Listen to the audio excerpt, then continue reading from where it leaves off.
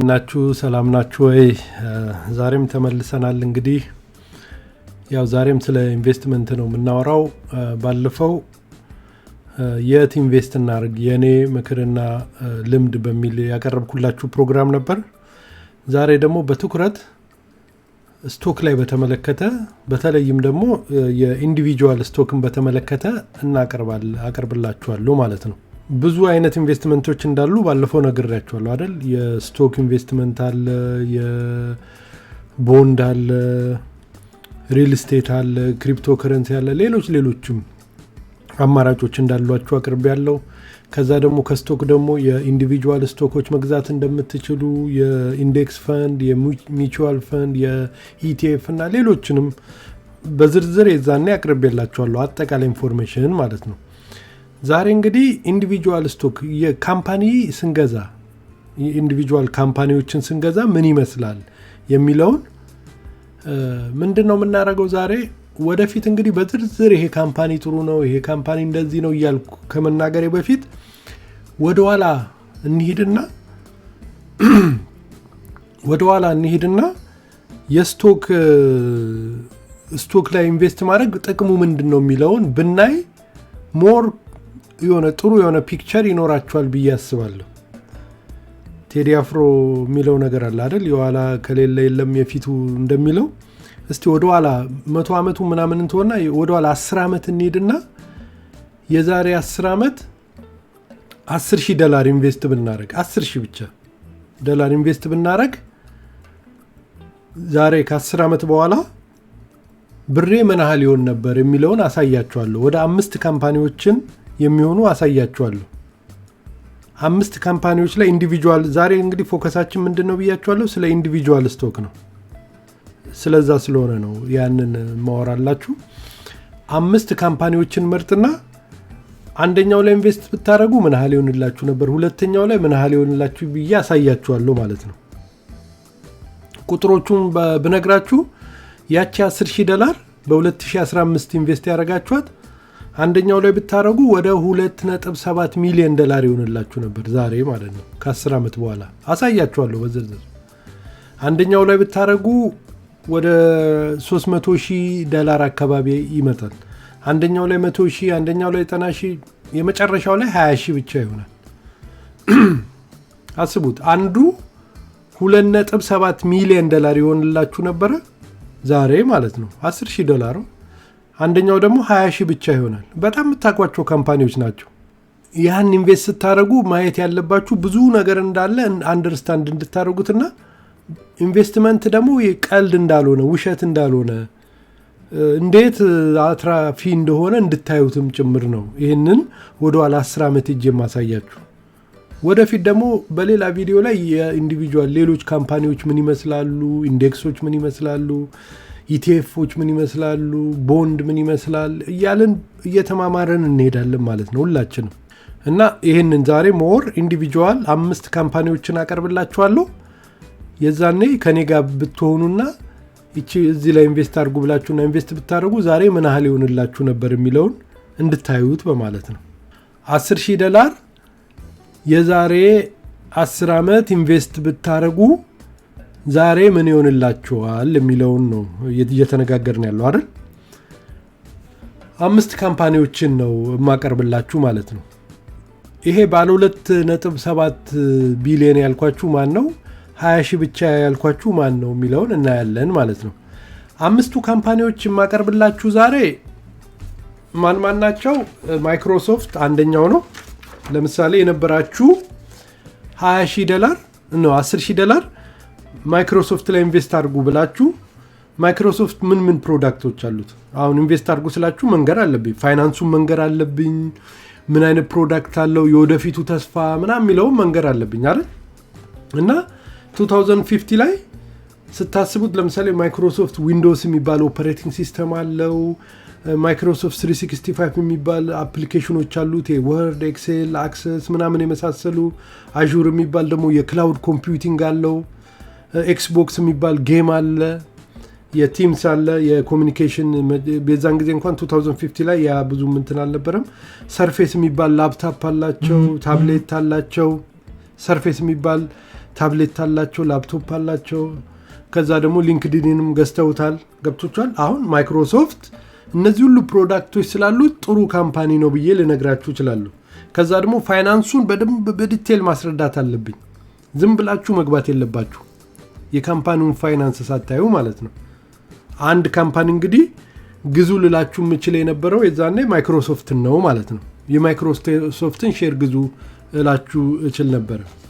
ሌላኛው ደግሞ የአማዞንን ነው ሼር ግዙ ልላችሁ የምችለው። አማዞን ምን አለው? amazon.com አለ አይደል? የሪቴል የሚሸጥበት ደግሞ ክላውድ ኮምፒውቲንግ አለው። AWS የሚባል አለው። ፕራይም አለ።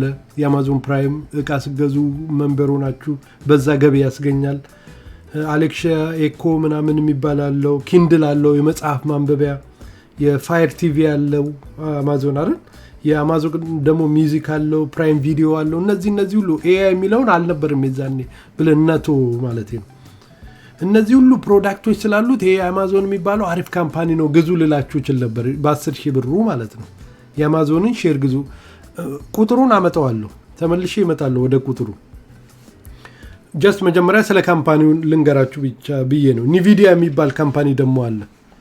ኒቪዲያ የዛኔ ብዙም ይታወቅ አልነበረም። ኒቪዲያ ምንድነው? የፕሮሰሰር የሚያመርት ካምፓኒ ነው። በተለይ ጌም የምትጫወቱ ከሆነ በደንብ ታውቁታላችሁ። የግራፊክ ካርዶች፣ የጌም ካርዶችን ያመርታል። ከዛ ደግሞ ለዴታ ሴንተሮች የሚሆኑ ፕሮሰሰሮችን ያመርታል።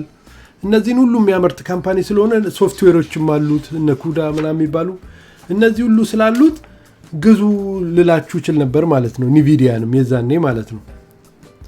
ሌላኛው ቴስላ ነው። የቴስላ የኤሌክትሪክ መኪና አምራች ካምፓኒ ነው። ቴስላን ብገዙ ያዋጣችኋል ልላችሁ እችላለሁ። የኤሌክትሪክ ቫይክሎች አይደል? ሞዴል ኤስ፣ ሞዴል 3 ምናምን የሚባሉ እንትኖች አሉት። ከዛ ደግሞ ኢነርጂ ፕሮዳክቶች አሉት። ባትሪ፣ ስለ ባትሪ የሚሰራው እንትኖች አሉት። ሶፍትዌርና ቴክኖሎጂም አለው። በተለይ ደግሞ የሰልፍ ድራይቪንግ በሆኑ መኪኖች ላይ ምናምን የወደፊት ፕላን ስላለው ይሄን ግዙ ምናምን ልላችሁ እችላለሁ። ስለ ቻርጂንግ ደግሞ በየቦታው የቻርጂንግ ኢንዱስትሪ እሱንም ልላችሁ ይችል ነበር። ስለዚህ አንደኛው እንዳማራጭ የማቀርብላችሁ ካምፓኒ ማን ነው? ቴስላ ነው ማለት ነው። ሌላኛው ደግሞ ጂኢ ነው፣ ጄኔራል ኤሌክትሪክ ካምፓኒ ነው ብዬ ልበላችሁ። ይሄ እኮ ካምፓኒ የጄት ኢንጂን ያመርታል። ትልልቅ ለነ ቦይንግ ምናምን ጄት ኢንጂን ያመርታል። የፓወር ፕላንት ያመርታል። የሄልዝ ኬር ኢኩዊፕመንት ሐኪም ቤት ብትሄዱ የጂ እቃዎች ማታዩት የለም ልላችሁ እችላለሁ። የፋይናንሻል ሰርቪስ ውስጥ አለ ጂኢ። አፕላያንሶች አሉ ቤታችሁ ስር ጂ የሌለው ቃል አሁን ቲቪ ፍሪጁ ምናምን ብትዩ ጂ ጄኔራል ኤሌክትሪክ የሌለው የለም። ሚዲያ ደግሞ ላይ ሰማራል፣ ኤንቢሲ ነው የተመሳሰሉ ሌሎችንም። አሁን እነዚህን ሁሉ ካምፓኒዎች ብያችሁ ስቶክ ግዙ ብላችሁ ማንን ነው የምትገዙት? የዛን አሁን እስቲ እናንተን ልፈትናችሁ። ማንን ነበር የምትገዙት? አሁን ከነገርኳችሁ አንፃር ማይክሮሶፍት አልኳችሁ፣ አማዞንን ግዙ አልኳችሁ፣ ከዛ ኒቪዲያን ግዙ አልኳችሁ፣ ቴስላን ግዙ አልኳችሁ፣ ከዛ ጂኢን ግዙ አልኳችሁ። ምንድነው አሁን ኢንዲቪጁዋል ነው ብያችኋለሁ አይደል? ኢንዲቪጁዋል ስቶክ ነው የምትገዙት፣ አንዱን ነው የምትገዙት። ግዙ ብላችሁ ማንን ነበር የምትገዙት? የዛሬ 15 ዓመት ያወሯቸው በጣም ብዙ ሰዎች ነበሩ። 15 አይደለም 17ም 2013 ላይ 2010 ላይ ብዙ እንደዚህ የምናወራቸው ሰዎች ነበሩ ስለ ስቶክ ምናምን። የዛኔ እንደዚህ እንተዋወቅ ነበር ብላችሁ አስቡትና ይሄን ግዙ ብላችሁ የትኛውን ነበር የምትገዙት? $10,000 አለኝ የት ኢንቨስት ላድርግ አላችሁኝ። እኔ ደግሞ እስቲ እነዚህ ላይ ኢንቨስት አድርጉ ብዬ አልኳችሁ እንበል። ማንን ነበር የምትገዙት? እስቲ ትንሽ ብላችሁ አማራጮቹ ነግራችኋለሁ። ጂኢ አለ፣ ጄኔራል ኤሌክትሪክ፣ ማይክሮሶፍት አለ፣ አማዞን አለ፣ ኒቪዲያ አለ፣ ቴስላ አለ። ማንን ነበር የምትገዙት? ቁጥሩን ስለማመጣላችሁ ነው። ከ10 ዓመት በኋላ ብራችሁ ምን ያክል ነበር የሚለውን አሳያችኋለሁ። አሁን ወደዛ ወደ ቁጥሩ እንሂድ። እንግዲህ እዚህ ጋር እንደምታዩት ኒቪዲያ የዛሬ 10 ዓመት 68 ሳንቲም ነበር አንዱ ሼር። $1 አይሞላም፣ 68 ሳንቲም ነበረ። ስፕሊት አድርጓል ምናምን፣ ግን ያው አጀስትድ በሆነው ዋጋ ነው የምናወራው፣ ከዛሬው ጋር ኮምፔር አድርገን ማለት ነው። 68 ሳንቲም ነበር 2015 ይሄ ካምፓኒ የአንዱ ሼር ዋጋ ማለት ነው። ዛሬ $181 ነው የአንዱ ሼር ዋጋ። ኒቪዲያ ያልኳችሁ ይሄ ማይክሮ ፕሮሰሰር ጂፒዩ ምናምን የሚያመርተው ማለት ነው። ለጌሚንግ፣ ለኤአይ፣ ለዴታ ሴንተሮች የማያመርተው ፕሮዳክት የለም ኒቪዲያ። ለኤአይ፣ ለዴታ ሴንተር፣ ለጌሚንግ ምናምን ብዙ ነገር ነው የሚያመርተው እና 68 ሳንቲም ነበረ 181 ነው ዛሬ። 10 ሺህ ብር ኒቪዲያ ላይ ኢንቨስት አድርጋችሁ ብትሆኑ ኖሮ ዛሬ ስንት ታገኛ ይሆንላችሁ ነበረ? $2.7 ሚሊዮን ይሆንላችሁ ነበር ከ10 ዓመት በኋላ ምንም ሳትሰሩ ማለት ነው። 10 ሺዋን አካውንት ከፍታላችሁ ኒቪዲያ ሼር ትገዛላችሁ፣ አለቀ በቃ። ከዛ ወዲህ ትረሱታላችሁ ለ10 ዓመት በቃ ምንም እንደሌላችሁ አስባችሁ ትረሱታላችሁ ማለት ነው። ልክ 2025 ላይ ብድግ ትሉና እስቲ ይሄ ነገር እንዴት ሆነ ብላችሁ አካውንታችሁን ብከፍቱት $2.7 ሚሊዮን ይሆንላችሁ ነበር ማለት ነው። ኒቪዲያን እንግዲህ አስቡት። ሁለተኛው ቴስላ ነው። ቴስላ የዛኔ 2015 ወደ 14.8 አካባቢ ነበረ ማለት ነው። እንዲያውም ኦክቶበር ላይ ወደ 13.80 አካባቢ ነበር። 14.8 በሚለው እንያዘው። ዛሬ ቴስላ የእያንዳንዱ ሼር ዋጋ 481 ነው። ሁለት ጊዜ ስፕሊት አድርጓል። 2020 እና 2022 አካባቢ ዋጋው በጣም እየወጣ ሲመጣ ስፕሊት አድርገው እንደገና እያወረዱት ማለት ነው። ዛሬ 481 ነው የአንድ ሼር ዋጋ ማለት ነው። ያንን ቴስላን ገዝታችሁ ቢሆን ኖሮ የቴስላን ስቶክ ሼር ዛሬ $325,000 አካባቢ ይኖራችሁ ነበር ማለት ነው። ያቺ 10 ሺህ ብሯ ማለት ነች። ሌላኛው ማይክሮሶፍት ነው። ማይክሮሶፍትን ግዙ ብላችሁ የዛኔ $48 አካባቢ ነበር። ዛሬ 485 አካባቢ ነው። ስለዚህ 100,000 አካባቢ ይሆንላችሁ ነበር ማለት ነው ከ10 ዓመት በኋላ ማይክሮሶፍት። አማዞን የዛኔ ወደ $28 አካባቢ ነበረ። ዛሬ ወደ 227 አካባቢ ነው። ወደ 80,000 ብር ይሆኑላችሁ ነበር ማለት ነው። ኤስኤንፒ የሚለውን እንቶ ይሄ ኢንዴክስ ፈንድ ስለሆነ ጂኢን እንመልከተው። አሁን ጂኢ ጄኔራል ኤሌክትሪክ ስታዩት ትልቅ ነው አይደል? ጄት ኢንጂን ያመርታል። የቤት ውስጥ ዕቃ ማያመርተው ነገር የለም። ቲቪ፣ ፍሪጅ ምናምን ሚዲያ ውስጥ አለ፣ ፋይናንስ ውስጥ አለ፣ የሌለበት የለም። አሁን እንደዚህ አይነት ካምፓኒዎች ችግራቸው በጣም ብዙ ነገር ስለሆነ የሚሰሩት ፎከስ አያረጉም ማለት ነው። ጂኢን ግዙ ብትገዙ ኖሮ ዛሬ የሚሆንላችሁ ምንድን ነበር? 21,000 ብቻ ነበር የሚሆንላችሁ። አስቡት። ኒቪዲያን ብትገዙ $2.7 ሚሊዮን ይሆንላችሁ ነበር፣ ያቸው 10 ሺህ ብር ማለት ነው። ጂኢን ግን ብትገዙ ኖሮ 21,000 ነበር የሚሆንላችሁ ማለት ነው። የምታተርፉት $10,000 ነው ብቻ የምታተርፉ ማለት ነው። ይሄ ለመቁጠርም ይከብዳል። አያችሁ፣ ካምፓኒ ስትመርጡ በስም ብቻ አይደለም ማለት ነው። ጂማ ማቀው ነው፣ ቤት ውስጥ ያለው ቲቪ የሚያመርተው እሱ ነው፣ ልብስ ማጠቢያ ፍሪጅ በሙሉ ጂ ነው፣ ለጄት ለነ ቦይንግ የጄት ኢንጂን ያመርታል ምናምን ብላችሁ ብቻ ብትገዙ ምንም ከ10 ሺህ ብር አታተርፉም ማለት ነው። ኢንዲቪጁዋል ስቶክ ማለት ነው የገዛችሁት። አያችሁ፣ ስለ ካምፓኒ ማጥናት፣ ካምፓኒው ወደፊቱ ምንድን ነው፣ ለወደፊት የሚሆን ነው ወይ የሚሰራው ይሄ ካምፓኒ፣ ሪሰርች እና ዲቨሎፕመንት ላይ ብዙ ያጠፋል ወይ፣ ፕሮዳክቱ ተፈላጊ የሆነ ነው ወይ የሚመጣው፣ አሁን ያለው ፋይናንስ ምን ይመስላል፣ እያተረፈ የሚሄድ ካምፓኒ ነው ወይስ እየወደቀ ያለ ካምፓኒ ነው። ዛሬ እንግዲህ ስለ ትርፋማዎቹ ብቻ ነው የምናወራው። በሚቀጥለው ጊዜ ደግሞ ሌላ ስለ ከሚከስሩ ካምፓኒዎች፣ ትልቅ የሚመስሏችሁ ግን በጣም የከሰሩ ካምፓኒዎችን አቀርብላችኋለሁ። ዛሬ እንዴት ማትረፍ እንደሚቻል እንድታዩ ብዬ ነው፣ እንትን ልስጣችሁ ብዬ ነው። ማትረፍ እንደዚህ እውነት ያልሆነ ነገር አይደለም። ማትረፍ ይቻላል ሳይሰሩ ጀስት ኢንቨስት ብቻ በማድረግ ማለት ነው። እኔ አሁን ለምሳሌ ስራዬን ቀጥ ብዬ እሰራለሁ፣ የራሴ የምሰራውን ስራ ማለት ነው። ግን ኢንቨስትም አደርጋለሁ። ኢንቨስት ያደረኩትን በአመቱ፣ በ6 ወሩ፣ በ3 ወሩ ላይ ይችላል። አሁን ለምሳሌ የኮቪድ ጊዜ በጣም ወድቆ ነበር። የዛን ጊዜ ተደናግጬ ብሸጥ አብዛኛውን በኪሳራ ነበር የሚጠናቀቀው። ግን በቃ ምንም እንዳልተፈጠረ ጀስት ኢግኖር፣ በቃ ዘግቼ ነው የተውኩት ማለት ነው። ብዙ ሰው ዋጋው ሲወርድ ሲወጣ መሃል ላይ ይደናገጥና ይሸጣል ምናምን ከዛ ዜሮ ይገባል ማለት ነው።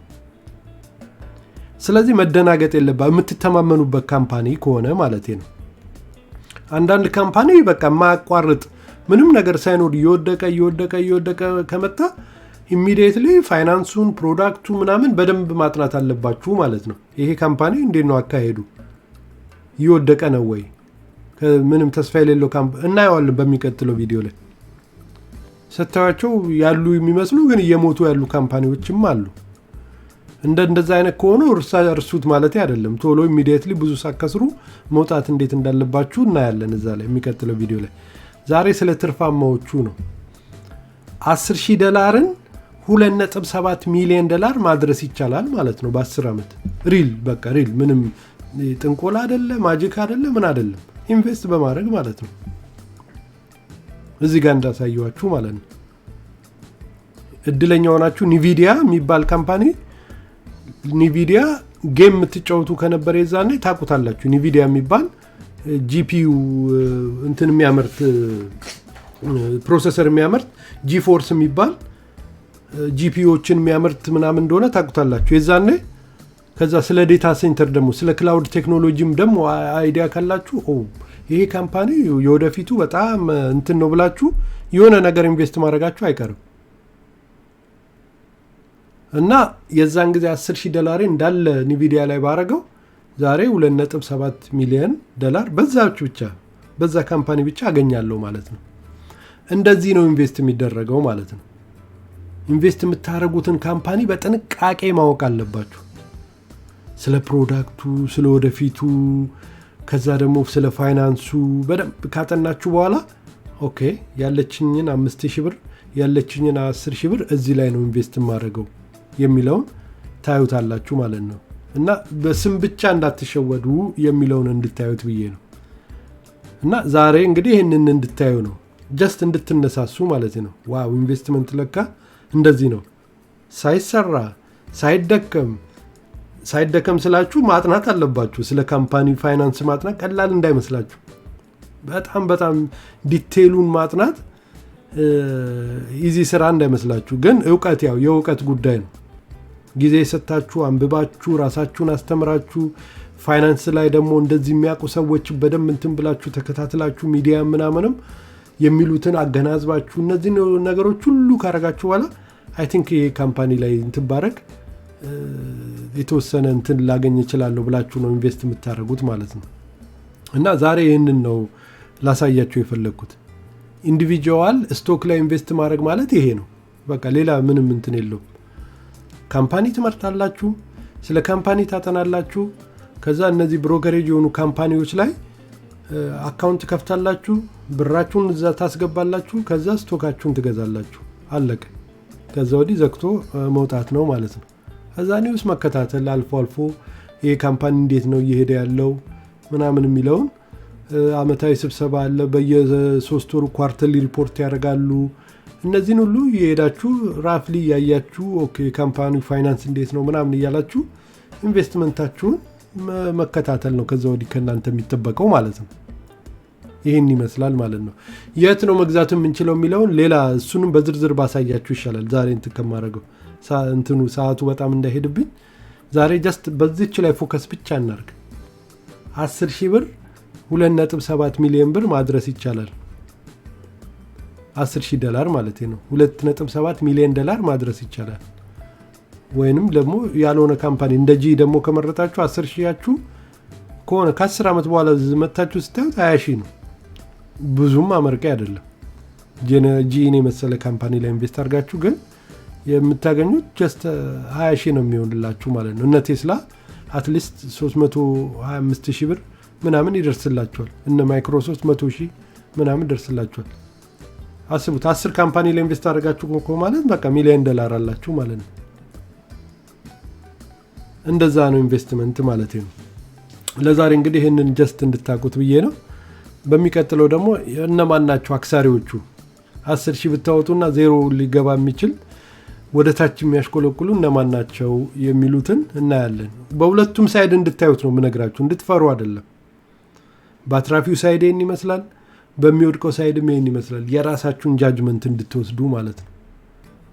ከዛ ደግሞ ኢንዲቪጁዋል ስቶክ የሚባለው ትንሽ ኮምፕሌክስ ነው አስጊ ነው ካላችሁ ደግሞ ወደ ኢንዴክስ ፈንድ፣ ሚቹዋል ፈንድ፣ ቦንድ ምናምን እያለን ደግሞ እንሄዳለን ማለት ነው። እንዴት ነው አማራጮቹ የሚለውን እናያለን። ቴንክ ዩ ስላዳመጣችሁ። ቴንክ ዩ። እንዴት ናችሁ? ሰላም ናችሁ ወይ? ዛሬም